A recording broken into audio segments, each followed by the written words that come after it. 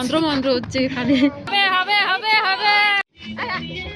নমস্কার, কেমন আছো সবাই? আশা করি সবাই খুব ভালো আছো। সুমিস ভিলেজ লাইফ চ্যানেলে আরও একটা নতুন ভিডিওতে তোমাদের সবাইকে স্বাগত। পুরো ভিডিওটা তোমাদের দেখার জন্য অনুরোধ রইল। আর ভিডিওটা ভালো লাগলে অবশ্যই একটা লাইক করে দেবে আর আমার চ্যানেলটাকে সাবস্ক্রাইব করে দেবে। এটা কি সোজা কে দেখে পাদলো? নরমাল কয়লাও তো এতক্ষণ না। পিঙ্কু পেতেছো? মশাই কাছে দূরে থেকে জ্বালিয়ে নিয়ে ওটা জোরে আওয়াজ হয়, কেউ ভয় পেয়ে যায়। আগের ভিডিওতে তোমরা তো দেখেছো যে আমরা সবাই মিলে মেজো বোনের বাড়ি গেছি, কিন্তু কেন গিয়েছি সেটা এখনো পর্যন্ত কিন্তু আমি বলিনি। ব্যাপারটা হচ্ছে পাপ্পুদা আমাদের সবাইকে ইনভাইট করেছিল। 31 ডিসেম্বরে সবাই মিলে জমিয়ে খাওয়া দাওয়া হবে, আর মজা তো আছেই, তাই চলে এসেছি।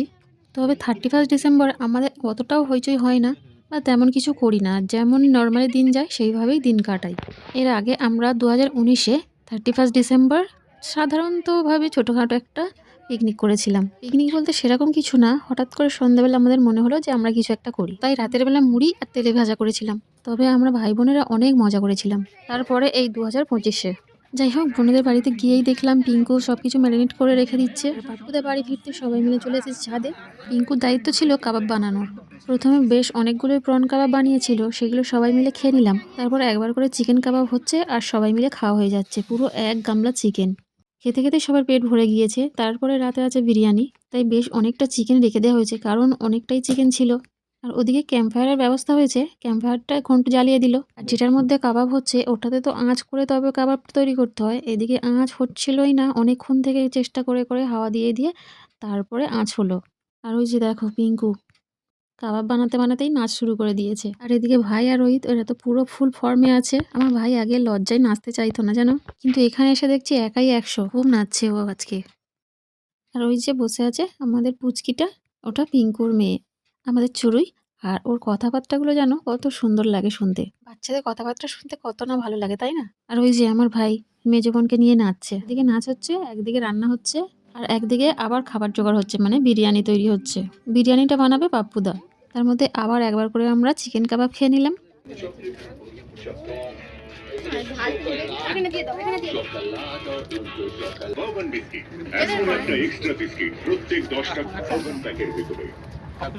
এটা থেকে চিংড়িটা বেশি টেস্টি হয়েছিল মানে আমার মতে।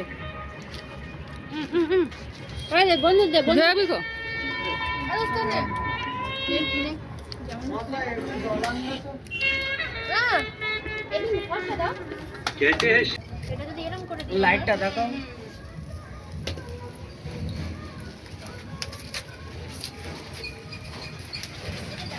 এই যে দেখো চিকেন কাবাব হচ্ছে, আর সাথে ফিশ কাবাবও।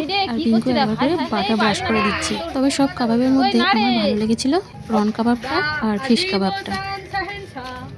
তারপরে তুই বলবি তো বারবিকিউ তৈরি করতে হবে। তুমি ভাতটা বসাও।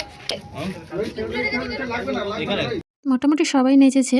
রোহিতের বন্ধু মানে অনেক একটু লজ্জা পাচ্ছিল। পাপ্পুদা তো রান্না করতে করতে আর খেতে খেতে একটু নেচেছে।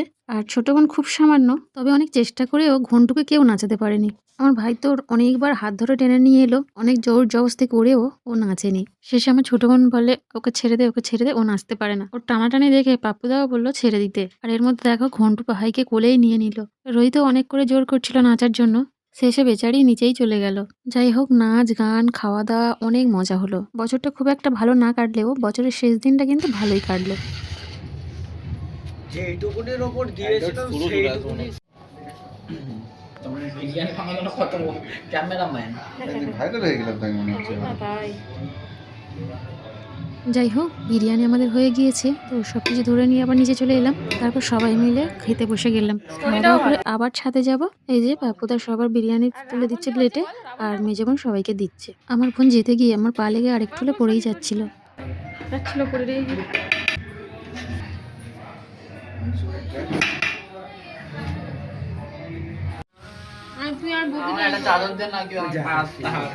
ওই তো আমার চাদর এই ভাই আমি হাত ধুইনি। হাতটা ছেটে নে হয়ে যাবে। আমি কি করে বুঝতে তুই পাটা এত কত বড় খেলা? ওই তো ডবল লেগ।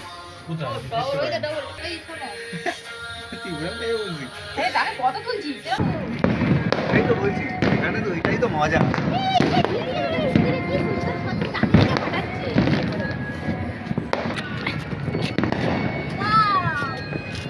খাওয়া করে আমরা ছাদে এলাম আর পুরো 12টা বাজতেই দেখো চারদিকে কত বাজি ফাটছে। আমাদের গ্রামের দিকটায় বাজি ফাটে দুই একটা, তবে এত না। চলো তাহলে ভিডিওটা এখানে শেষ করছি। সবাই ভালো থেকো, সুস্থ থেকো, দেখা হচ্ছে পরের ভিডিওতে।